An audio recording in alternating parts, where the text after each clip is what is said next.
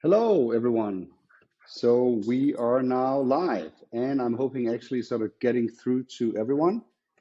Um, Thank you for hanging in there for a minute or two. I think we were confused about sort of which studio to join here. But so my name is Ulrik, and I think you'll find also Rob and John from Pricing SaaS here.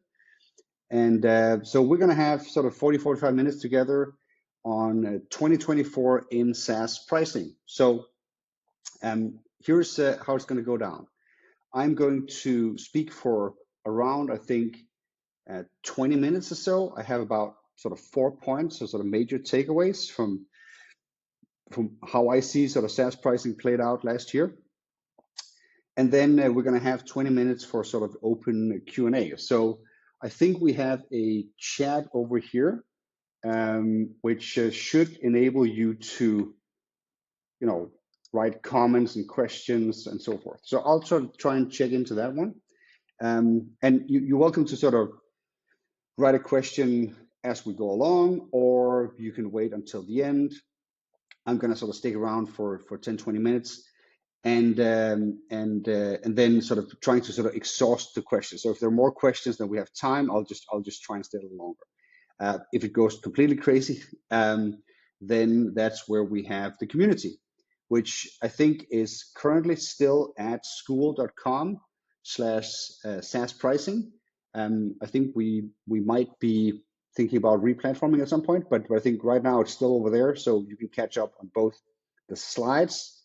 They're not that valuable, but they will be there, and the recording of this webinar over at the school community. So, but that's where we're at. So let me just start us off here.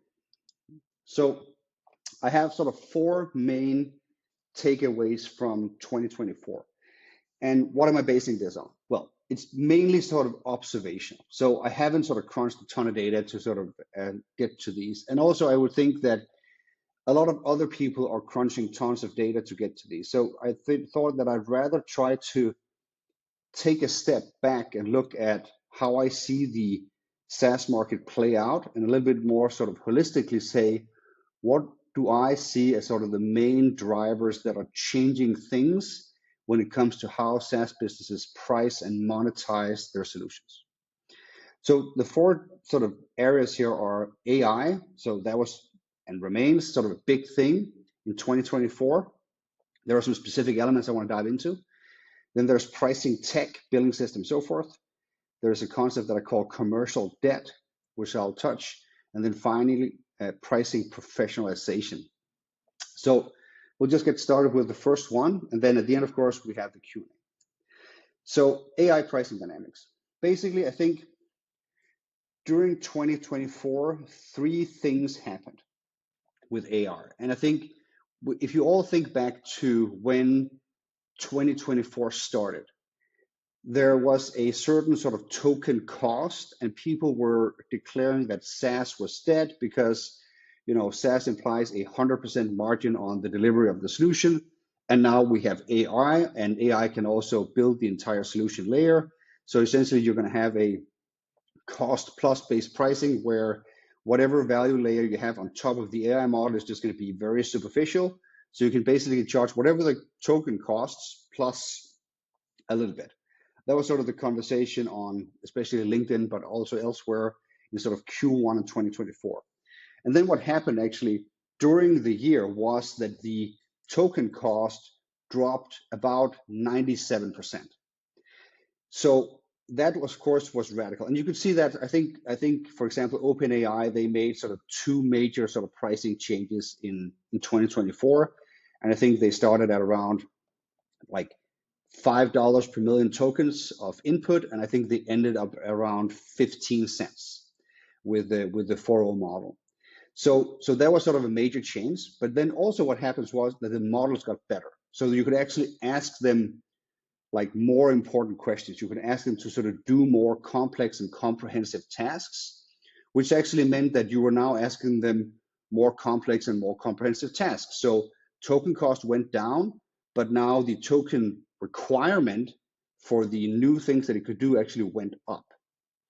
And then inside the architecture of a lot of these AI models, you also started to see, let's say, compartmentalized models that could run more or less specific use cases sort of on device, which is what I call edge AI. So suddenly, instead of having access to like a big cloud hosted LLM, suddenly you could have on device models which started to make AIs relevant inside of robotics and in certain manufacturing and so forth. And I think these dynamics where token costs go down, but model complexity go up, and also model deployment actually starts to vary, creates this scenario where people seem to be disoriented about where is this going to go? How should I price my product in this scenario? And I speak to a lot of like high-level product sort of CPOs and also CFOs in a lot of B2B SaaS. And especially at the first half of 2024, we saw that people were very worried that they would lose money. So 2024 was when a lot of companies started to launch AI for real into their products, AI functionality, AI features, and so forth. It had already begun in 23, but sort of the big bulk of sort of everyone doing it, I think, was last year. And everybody was focused on, well, we don't know how customers are going to consume this product. And if we just give them like an all-you-can-eat buffet, we're going to go bankrupt because they then control our cost structure. And if we give them sort of just a license price, let's say $10 per user, then suddenly what we're going to see is that they're just going to spend more than $10 in token cost, and then we are losing money.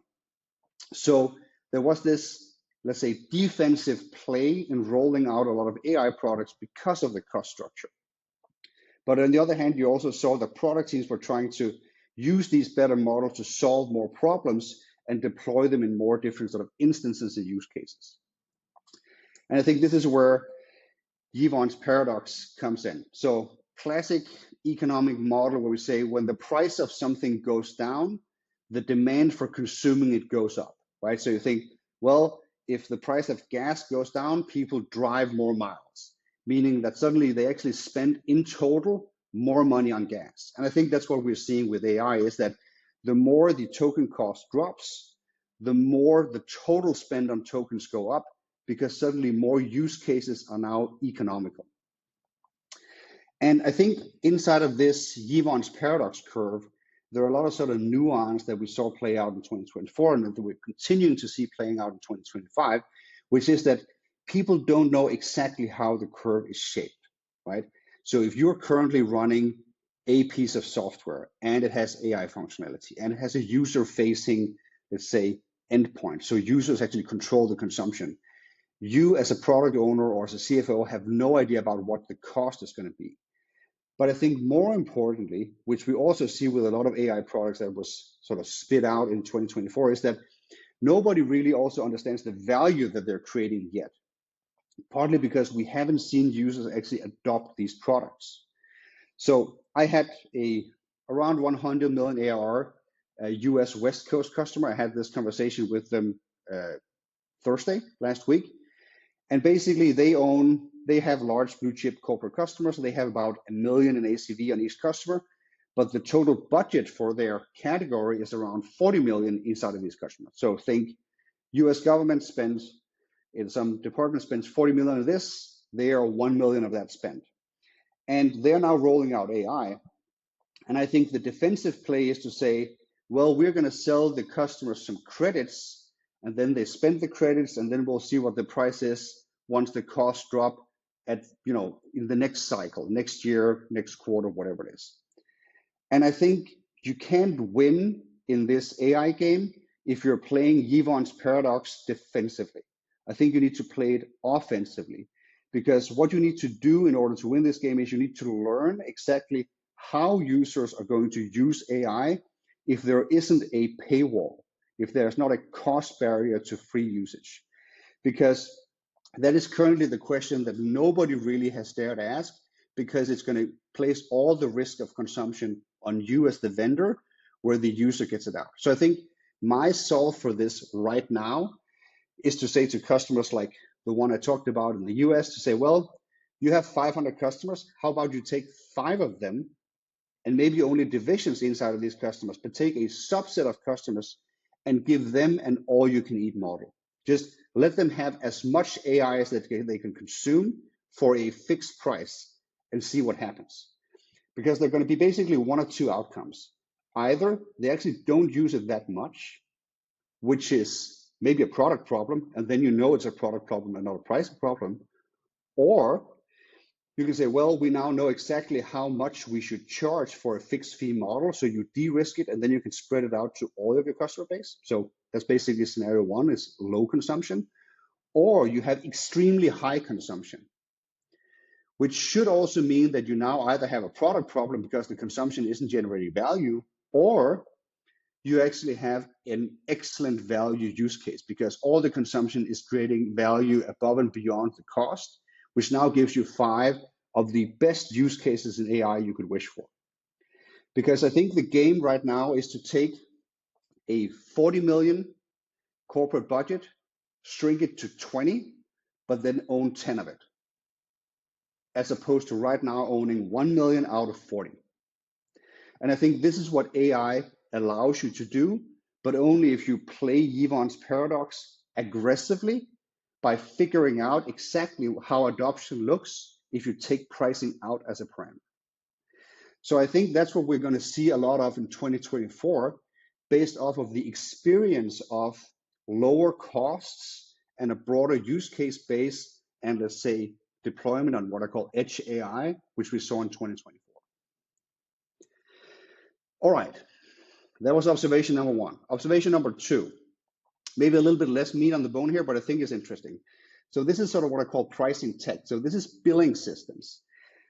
And billing systems has been a thing for a while, right? You have Swora, you have ChargeBee, you have sort of essentially sort of payments versions like Stripe.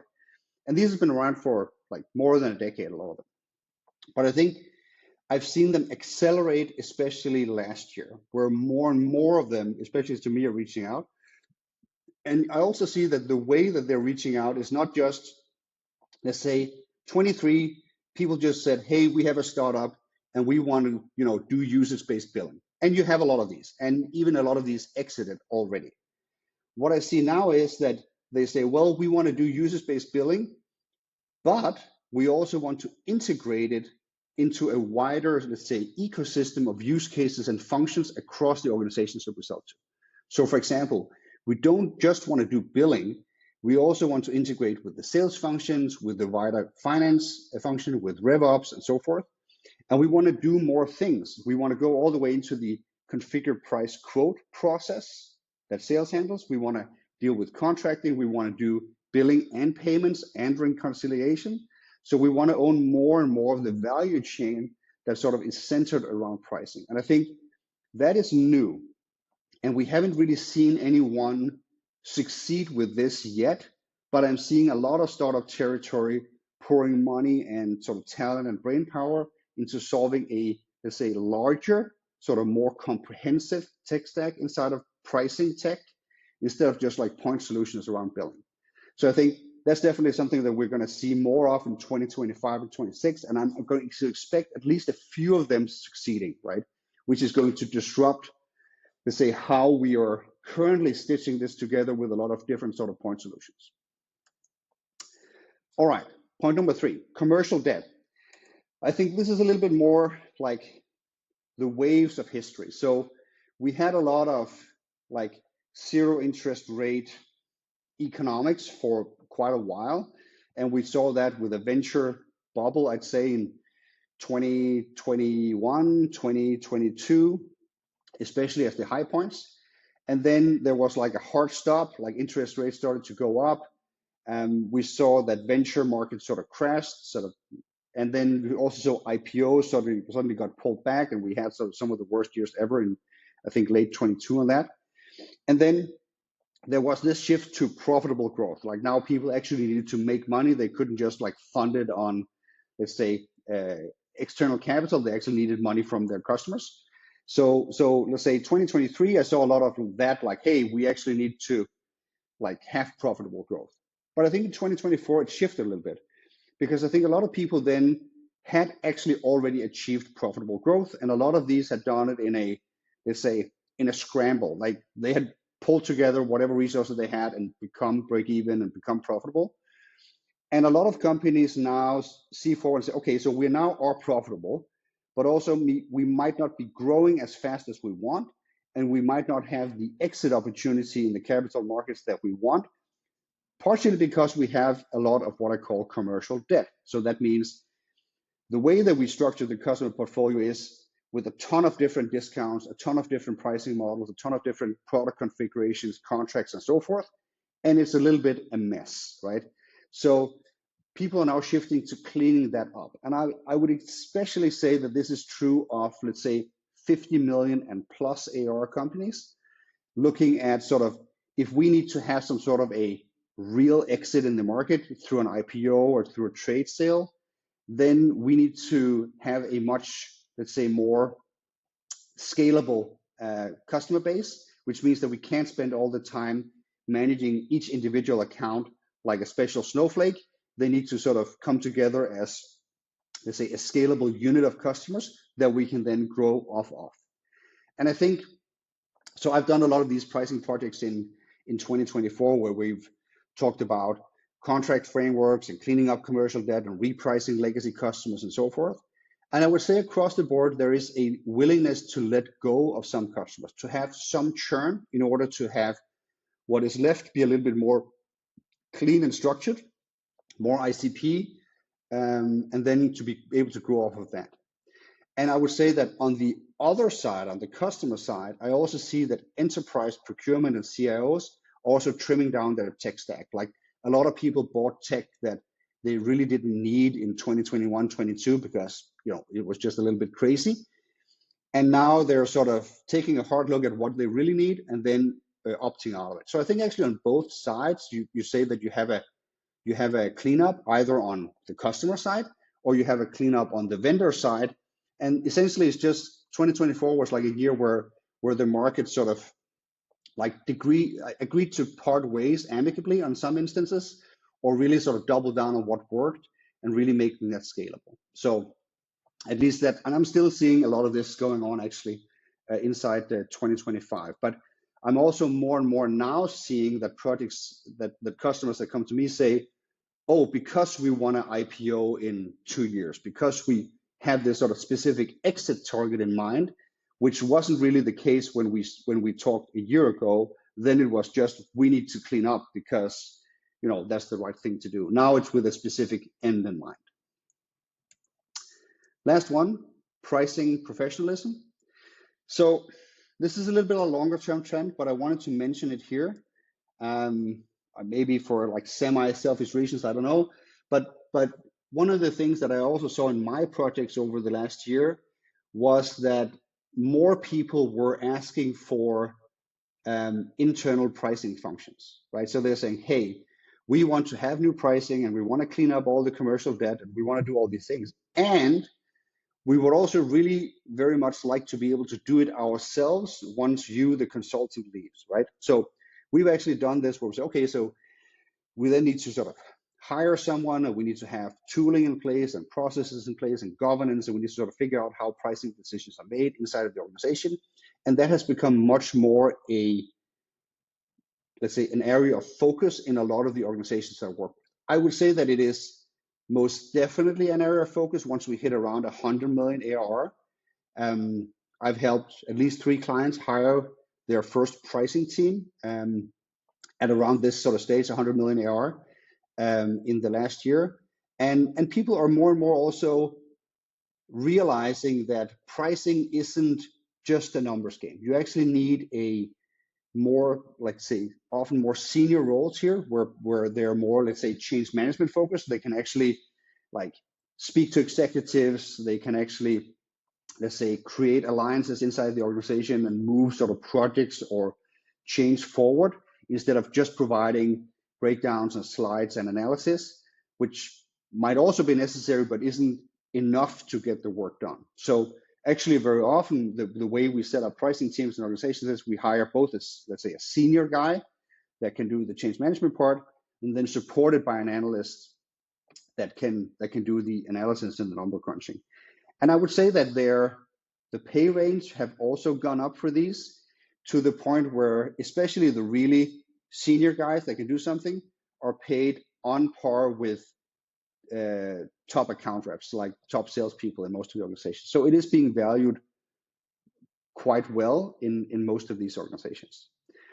And then one thing that I'm looking for, but I haven't really been able to sort of see it yet, at least not at scale, is that the way that people are looking at pricing is still mostly a quant function, meaning that they are asking pricing to solve relatively narrow problems, and they haven't yet, maybe they never will, but let's see, given the pricing function let's say, broader mandate to work across the entire value proposition, and to also, let's say, get quite involved maybe in product roadmap, in sort of product strategy and all these things, and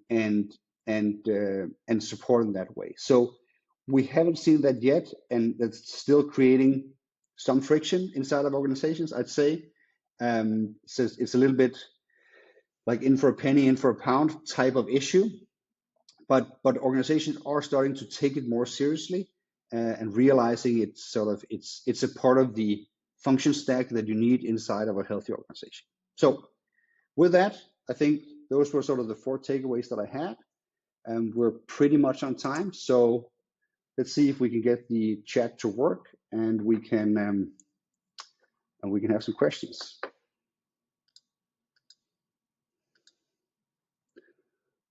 Okay.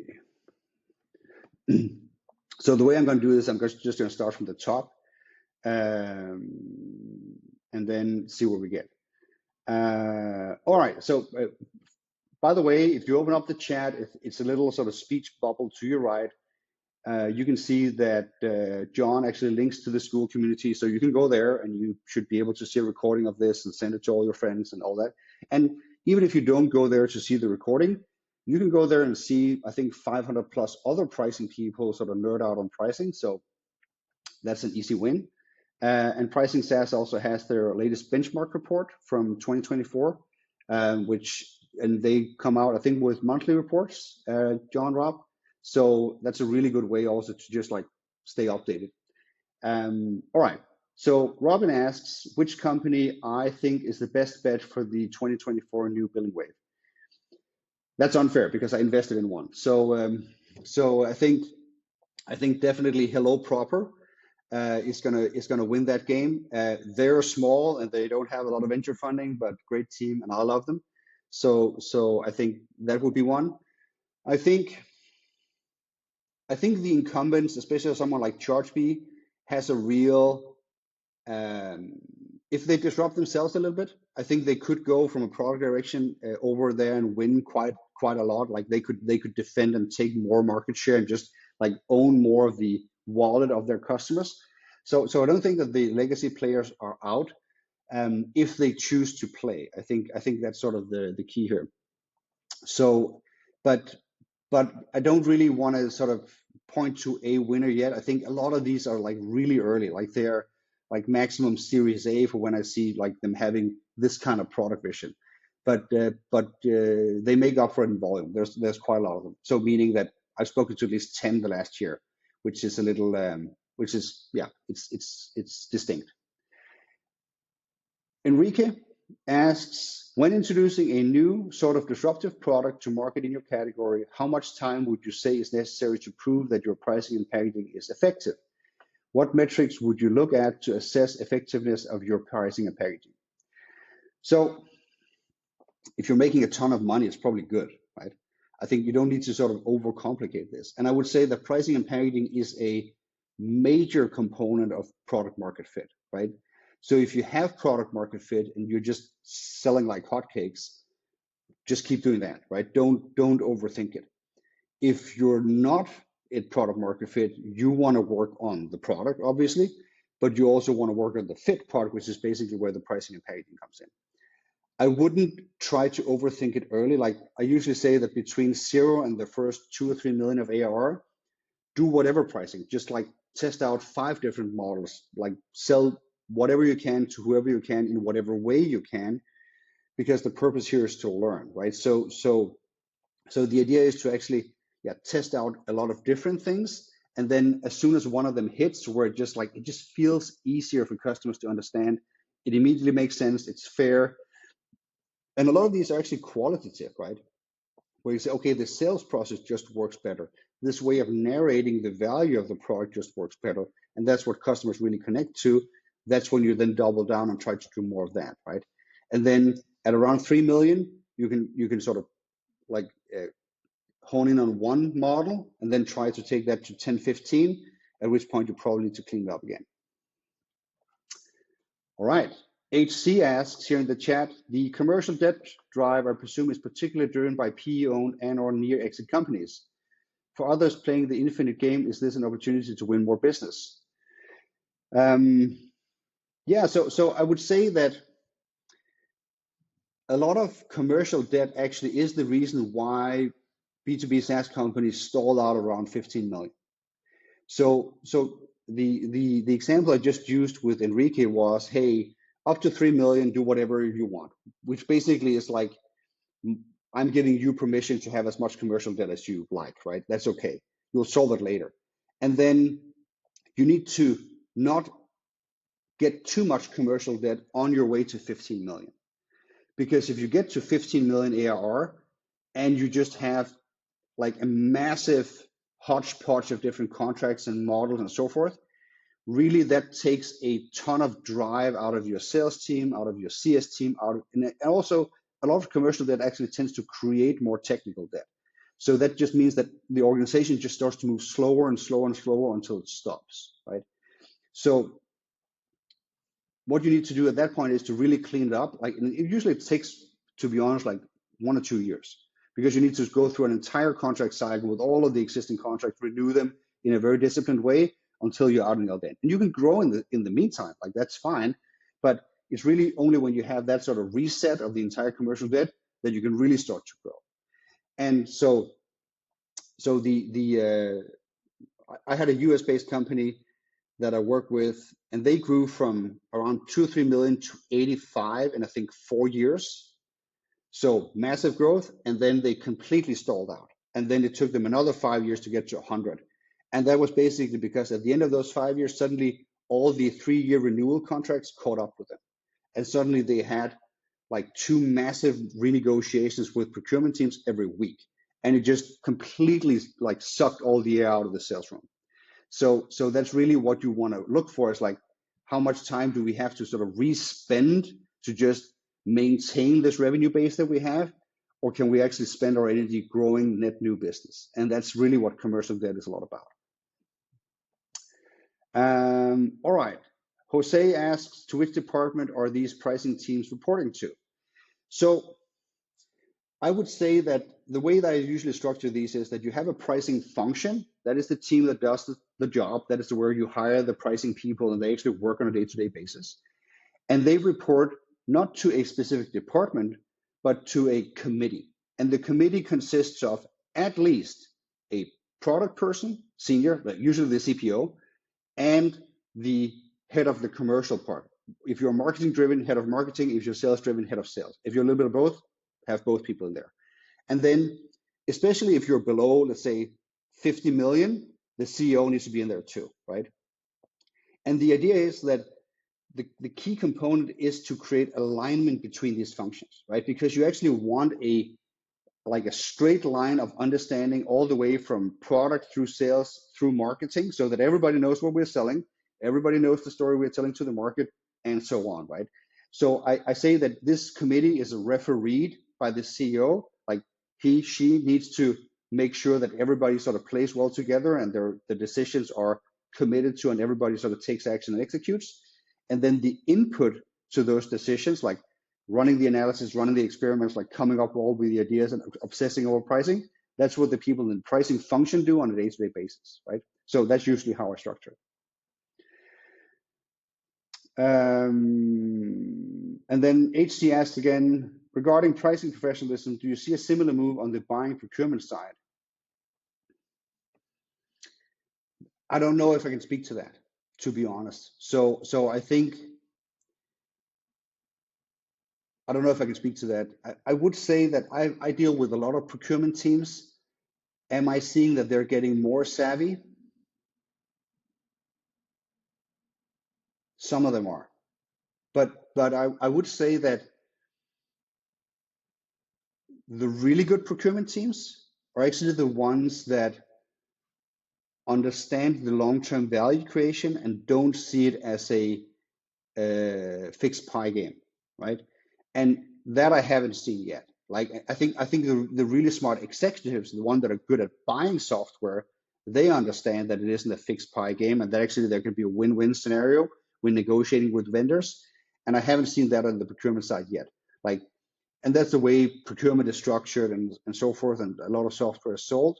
So I think there's still opportunity to make procurement more professional as well.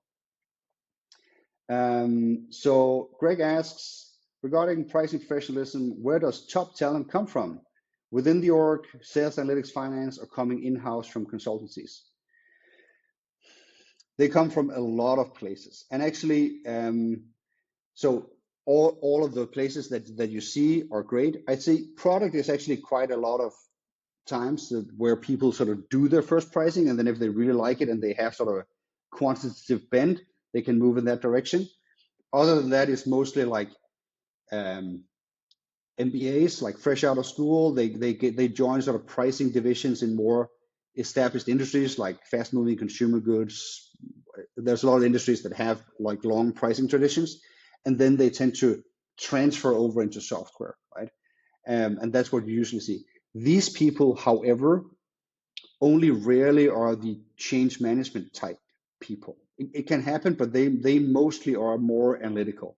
So I would almost say that you have this issue where the change management side, like the senior pricing people and the analysts, actually don't have the same career paths. Which means that it's also quite hard sometimes for the analysts to upgrade or level up into the change management type roles, where the change management type roles often come sideways from other executive functions, really like pricing and then do that, which is actually, that's also how I hire and willingness to pay.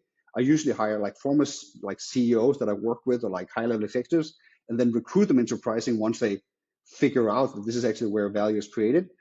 And then, but it's very rarely that I just hire quant people and then upgrade them to the change management type roles. So I think yeah, I see that in pricing in-house as well. Jose asks, what do you mean by narrow problems? Can you share a couple? I guess you mean price changes on a regular basis. So where did I talk about narrow problems?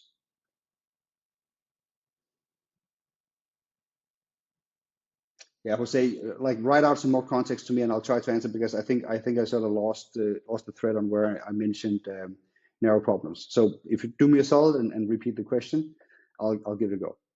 Enrique asks, for AI intensive products, what are some observations on companies that are pricing these products well versus not? So I would actually say that a lot of the legacy players, like Google with Gemini and so forth, are doing pretty well, right? They're just like say, hey, we are going to make a long bet and just include it at scale at a relatively fixed cost and roll it out, right? Copilot I think is a good one. So for a lot of the coding as well. So I think a lot of people actually are sort of moving in the right direction. And if I have to mention someone as well, I think this was maybe like not a 2024 for the 2025 one, where Sam Altman did the whatever it was, like the 200 Pro subscription, and then like launched it, and basically whatever 4 or 6 weeks later say, hey, oh, it's way too cheap because we're losing money on this. I think actually speaks a little bit to the right approach. Like he might have gotten the price point wrong, but the approach made him learn that much faster, right? So he basically pushed something out at a flat price, lost money on it, but learned a ton. They could then, within weeks, like turn around to better decisions, right? So I think a lot of people win who are willing to. So what he's doing is he's playing Yvonne's paradox aggressively, right? He's like putting out like his own P&L at risk, like losing money, but offering sort of an invitation for adoption on the user side that will enable him to learn faster than a lot of other players that are more defensive and don't want to learn with the risk of losing money along the way, right? And I think the problem here is that the winner in this is going to be one of the ones that play this aggressively. But also, of course, you have the risk of going bankrupt if you play it aggressively, right? So you have to sort of do it aggressive smart, which is sort of what I'm trying to get my clients to do, which is like pick subsegments of customers and test on those, where Altman can just like test on the entire user base because he has unlimited capital, right? So I think you need to sort of play the hand that you've been dealt, but I think everybody can play aggressive in pockets, like in smaller domains, in order to learn, right? And I think that's what most people are missing out on, is that they actually have that ability within their existing customer base.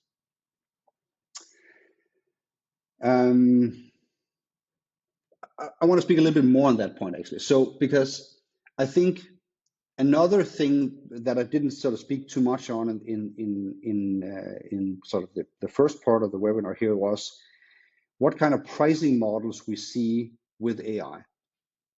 And sort of my analysis is that you basically have, I see it as a stack of two layers. So you have what I call a fuel layer. Those are all the tokens. So there's a cost to producing, like to consuming those. And then you have what I call a solution layer, where you then take the tokens and create some kind of valuable output of it, right? And I think you can basically sort of divide a lot of the AI pricing models into whether they are like fuel pricing or whether they are solution pricing, right? So the fuel pricing ones basically wants to say, well, in order to like process the chat, we need a token per word, and then we just price per token, so that the more words you do, the more tokens you consume, the more you pay. So they price on a fuel basis, right?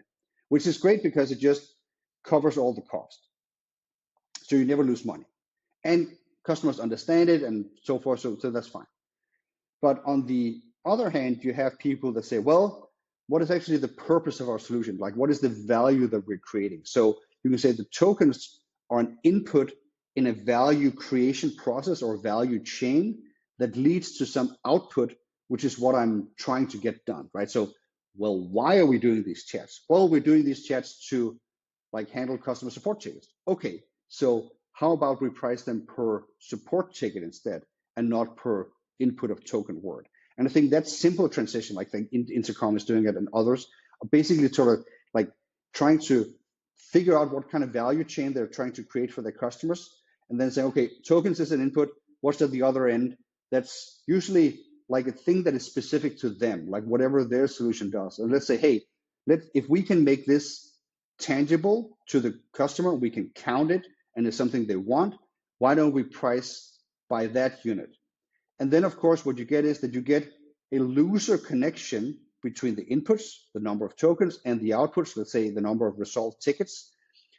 But if it is strong enough, then whatever variety, like you're going to have a chat which is like 100,000 words, and then you're going to have a lot of chats which is like one word, right?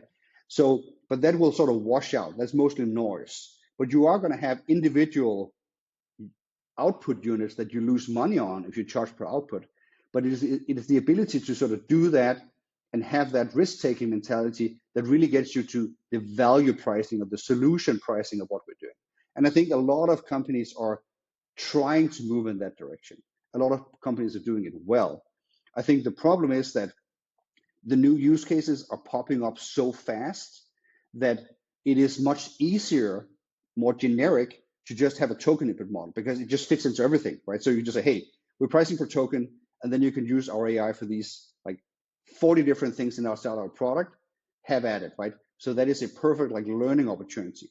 But as soon as you lock in a really valuable value chain that you're supporting, you should basically move pricing from inputs, tokens, to outputs of whatever it is that you create there. And I think if you have that framework for when you're analyzing AI pricing, you're gonna try to see it a lot differently on how people operate this. All right. Aeon asks, to what extent do you see a shift toward outcome-based pricing? How would you recommend that AI companies can measure and get aligned around the outcomes? I think, Aeon, that was basically what I just answered. Like, think of it as, like, literally think of it as a value chain. Like, I do X, I input tokens into it, and then something happens, and then an outcome happens that I like, right? And across this value chain, you can basically measure different things like, oh, we input whatever number of tokens, and then we have number of chats, and then we have number of total tickets, a number of resolved tickets, and then we have number of resolved tickets without human intervention, whatever it was, right? And then let's price based on that. So the closer you can come to the outcome that someone wants, the better. Is that an AI thing? Not at all. Like that was there before AI. It's going to be there, whatever, when AI is gone. I think that is more generally what good value-based pricing is and has always been about. I think it's just being more clear because a lot of people are trying to disrupt business models as well because of AI than they were, let's say, 3 years ago, right? So I don't think it's anything sort of net new that is due to AI. It's mostly just that people are starting to take pricing more seriously, partly because AI is now making a lot more things possible than it were just a few years ago. But I think outcome-based pricing, especially for any kind of vertical software, is the way to go, right? If you can own the horizontal like infrastructure and domain, you don't need to do outcome-based. So Azure doesn't have outcome-based pricing. ChatGPT doesn't have outcome-based pricing. So they do very well because they're horizontal players and they're basically providing the infrastructure to an entire market, and that's fine, but it is quite competitive and you are leaving a lot of value on the table, which then the vertical players mop up with your horizontal solution. Enrique says, thanks. You're welcome. You like the idea of picking subsets of customers and learning from with them. Perfectly. So yeah, that's always been the case for like product development, for pricing models and so forth. That just like pick a few. There's no rule generally that you need to have the same pricing for everyone. That's basically what commercial data is. So you might as well use it to your advantage, right? And then pick out a few customers and run specific experiments on them to learn. So that is a much more valuable way to deploy commercial debt rather than to just like have random discounting and sell some customers. So that's it. Katie says, great session. Appreciate you, Katie. And Robin says, can you share an anecdote of a client who had terrible pricing? Yeah, I don't think I can share the name, right? But I can sort of share. I can share some things here. So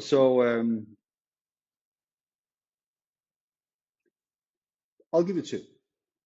I met a guy. He was sort of at the front row of a keynote I did a few years back, and he was a bootstrap founder. He did about 10 million ARR, so like he was pretty happy. But the way that he did 10 million ARR was that he basically had, let's say, let's just for the sake of argument say he had 1,000 customers that were paying him 10,000 each. So he had a flat fee, and he was doing some sort of like a sign-up software for events, like something like that. He was selling it to like different types of customers, like very different. Like some were super large enterprisey, like large government contracts, and others were like smaller customers. But he was charging everybody the same price. Like it wasn't 10K, but just for the sake of argument, the same price.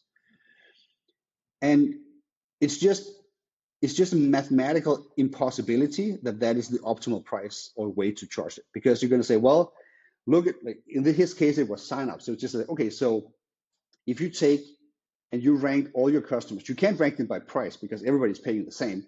But if you rank them by signups, you're probably going to have, let's say they have 10 million signups, right? And then and they all sort of pay like 10K, but you're going to have someone that has 500,000 signups, a few like super heavy user customers, and then you're going to have others that have 500 signups, right? So you're just going to see this discrepancy between how many signups they have and how much they pay. And since we know, because that they all are willing to pay 10K, we can probably infer that the ones that are using it for 500,000 signups a year are willing to pay more than that, right? So we can basically take subsegments of his customers and just say, hey, now instead of 10K, you're paying 50K, right? And if we just do that with, let's say, 25% of his accounts, like the heaviest users, suddenly we're not doing 10 million of ARR, we're doing 22.5 million. And because we are targeting these specific customers, we can do it with an extremely low churn risk. right? So it's just one of these things where you see sometimes people have so much success with a model that the opportunity cost of not looking at it in this way is basically costing them like 12 million a year, right? But it's sort of a mental block. Like they would much rather just do 10K a year for everybody because it's simple and it feels fair and like it's almost like a democratic approach to software. But it's just leaving a ton of money on the table. So we have that. Then the exact opposite of that is I had a client this is 5 years back maybe, and they had maybe, let's say 30 million of ARR, and they had maybe, let's say around 300 enterprise contracts on these sort of 30 million of ARR. So like relatively like mid-sized high ACV. And we had done some work and we had concluded that we could raise prices around 80-85% with very little churn risk. So they decided to not do that. And the reason they didn't do that was because all of these 300 different accounts were sold on 300 different contracts. Like literally their salespeople over the course of the 10 years that they had sold them had just written up 300 different contracts. A lot of the contracts that they didn't have anymore, like because they had been on a local drive or the sales rep had just left with his laptop, so we didn't have the contract. And so it was just like a prime example of commercial debt, right? So just like everything was different pricing models, different everything. So this company, instead of repricing and sort of doubling revenue to, let's say 50+ million on these 300 accounts, which would have taken 2 to 3 years, just decided to sell instead. So they sold to a large trade buyer who then did all the work of the cleanup and unlocked a lot of value. But it was one of these examples where you have a success with a startup, but you don't get sort of the full value out of the product and the value you created for the market as a founder or during an exit, because your pricing model was just so much all over the place, right? So on one extreme, you have the flat fee founder that just like religiously believes in this super simple model for everyone. And on the other hand, you have this like totally like gunslinger cowboy style of pricing that also will get you into trouble, right? And I think these two extremes basically are like they're bad in each their own way, right? They're both not good pricing, because that basically requires you to have a little bit like a structured approach, but where you still get to price different customers differently, but without incurring all this commercial debt. All right, let's wrap that up. Casey, you're going to get the last word here. You say, thanks, Ulrik. As always, very insightful. I appreciate it. Robin, appreciate you, all of you. The recording will be over on the Skool community. So Skool with a K, skool.com/about/Saas Pricing. That's where you get a lot of love from Rob and John from Pricing SaaS. And yeah, so see you over there. And I think actually the idea is that every time that Rob and John publish a new report, I'm gonna do a webinar here. So so this is gonna hopefully be like a monthly thing. So I look forward to that. I hope you do too, right? So enjoy, and thank you everyone for tuning in.